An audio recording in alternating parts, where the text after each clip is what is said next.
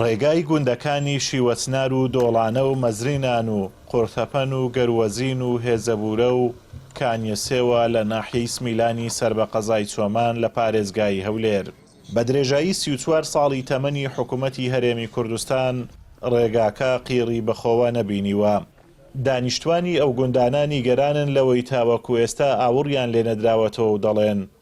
شۆڕش لە باڵەکایەتی کەوتە سەر پێ و گوندەکان پاڵپش بوون کەچی شۆڕەژێرانی ئەو ڕۆژە لە بیریان کردین. وەڵا گرفتەکەن زادەوبانە سەر زادەکەن لەو قیرکەن و لەنەوە بکەنێ زۆر کەس هاتیە قەولی پێداینە قەولەکەشی لە جێبەجێ نەکردینە لێرانە بە 13 ماری لێمانە ئەوەلی ئەفتا ماری لێ بووە ئەلعان کە دەوەرە هەرو خانانە هەما بڕۆنە 13 ماری لێمانێ وەڵڵا. ڕێگای گوندی دۆڵانە نازان بۆ چارەسەر نەکراوە هۆکار لە چییە گوندەکانی دەوروبەر هەرمیان چارەسەر کراونتەنیا گوندی دۆڵانە فەرامۆش کراوە ڕۆژانە لێرە خەڵک سەردانی ئەم ڕێگا دەکات بۆ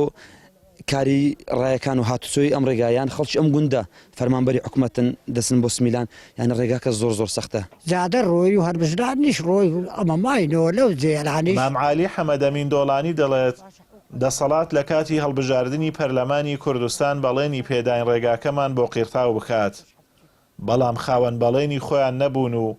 ئێستاشی لەگەڵ بێت بەڵێنەکانیان نەبردە سەر و ڕێگاکە هەروەک خۆیەتی موعدەکەیانەوە ئەوە هات هەرگورت سەر بەخۆ هاتۆی گو کاکە ئایدی من وەختی هەربژاردنی بوو وەی گۆ لە سمیلانێ ڕاتا دۆڕانە ئایدی منە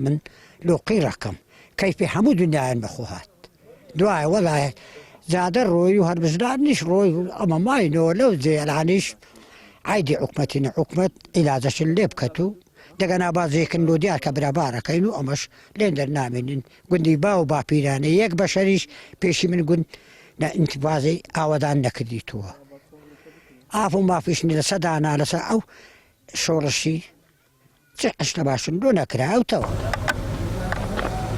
لە ڕێگەی حەوت گوندەکەی ناحیەی سمیلان ڕۆژانە 300 بار هەڵگر بەروبوومی کشت و کاڵی بۆ سۆران و هەولێر دەگوازرێتەوە کە بەهۆی خراپی ڕێگاکەوە بەردەوام مەترسی ڕووداوی هاتوچۆ هەیە. تەنیا لە مانجی ڕابردووشدا 2 بار هەڵگر لە ڕێگاکە وەرگەڕاون ئەمما جگەلەوەی هەر بە هەمان هۆکار گوندەکانیش بەرەو چۆڵ بوون دەچن.